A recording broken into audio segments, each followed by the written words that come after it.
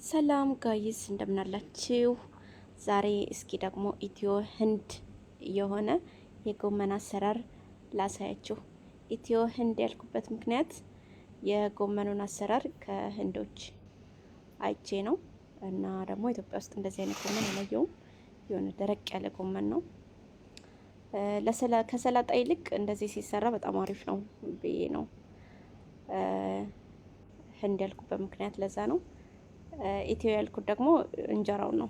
ያው የሩዝ እንጀራ እንዴትም አድርጌ እንጀራ አድርጌ ስለጋገርኩት ነው። እና እንግዲህ እዚህ ጋር እንደምታዩት ካሮት ያው ከእርሻ ቦታ ነው የመጣው። ይሄ ተገዝቶ አይደለም በርግጥ እና ራሴ እስኪ በጣም ሄልዚ የሆነ ፉድ ነውና እስኪ ልስራው ብዬ ጎመኑን በደንብ አጥቤ እንደዚህ ሸርከት ሸርከት አድርገዋለሁ። ያው ተከተፈ አይደለም የሚባለው። ሽንኩርቱም ከእርሻ ቦታችን ነው። ካሮቱም እንደዛው ሁሉም ግብአቶች ከዛ ነው የመጡትና ይሄን ጎመን ትንሽ ዘይት አደረኩና የጎመን ዘር ጨመርኩበት። ወይም ደግሞ ምንድን ነው የሚባለው ይሄ አረና ብቻ ግን አሪፍ ነው። ያው ለጎመኑ ቢያንስ ጎመን ካልሆነ ጎመን እንዴት ብዬ ነው እና ትንሽ መጮህ ሲጀምር ዘይቱ ላይ ጨምሬው መጮህ ሲጀምር ነጭ ሽንኩርትና ቃሪያውን መጀመሪያ የጨመርኩበት ምክንያት በጣም እንዲያቃጥል ነው እና እኔ ጎመን ሆኖ በጣም ካላቃጠለ አይበላልኝም። በዛ ነው። ከዛን ትንሽ እንትን ካቁላላሁት በኋላ መጀመሪያ ጎመን ዘሩን፣ ሽንኩርቱን፣ ነጭ ሽንኩርት፣ ቃሪያ ትንሽ አቁላላሁት። ከዛ ካሮት ጨመርኩ። ካሮቱን ያው ትንሽ ካቁላላሁት በኋላ ብዙ መብሰል እንዳይበስልብኝ ትንሽ ያቁላላሁት።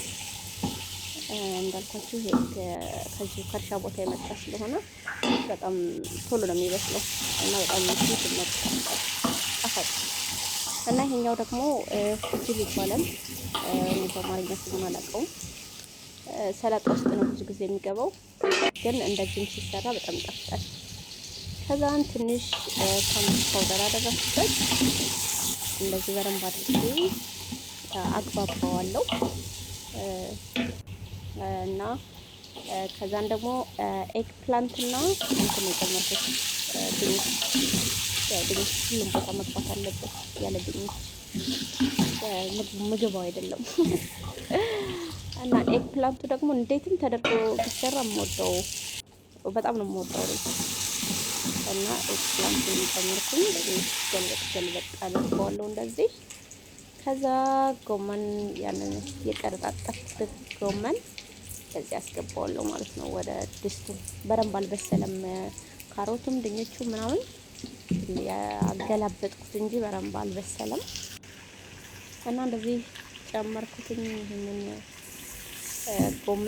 ጎመን እንጃ ስሙን ግን አይደለም ምን እንደሆነ ስሙን አላውቀውም፣ ግን ብቻ ጎመን ብለነዋል። እና በእንፋሎቱ እንደዚህ ቀነስ ሲል ከከደንኩት በኋላ እንደዚህ ወረድ አለ።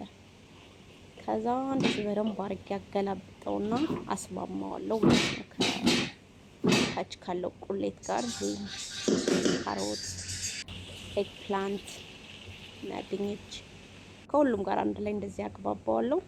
ከዛ ጨው ጨመርኩበትኝ። ከዛ ይሄንን የሀገራችንን ባንዲራ አረንጓዴ፣ ቢጫ፣ ቀይ የሆነ ትልልቁን ቃሪያ ከላይ ጨምራለሁ እና ይሄ ደግሞ አረንጓዴ በሰል ወይም አረንጓዴ ሽንኩርት፣ ይሄ የነጭ ሽንኩርቱ ገና ሳይደርስ አረንጓዴ ግሪን ኦኔን አይደለም እንደዛ ይመስለኛል አላውቅም። እና በደንብ ካግባባሁት በኋላ ያው እንደዚህ ሆኖ ወጥቷል ማለት ነው። እንጀራውን ቁጥር 3 ዱቄት ነው የጋገርኩት። የሱን አገጋገር ደግሞ በቀጣይ ያሳያችኋለሁ። እንዴት አሪፍ የሆነ ምግብ እንደሆነ ጠይቁኝ። በጣም ቤስት ነው፣ በጣም አሪፍ ነው። ለአፊያ በሉኝ። እናንተ ሞክሩት። እንደዚህ አይነት ጎመን የሆነ ጎመን ያልሆነ ጎመን ስታገኙ እንደዚህ ሰርታችሁ ተመገቡ። በጣም ሄልዚ ነው፣ በጣም አሪፍ ምግብ ነው። በጣም የተመቸኝ ነው እና አመሰግናለሁ።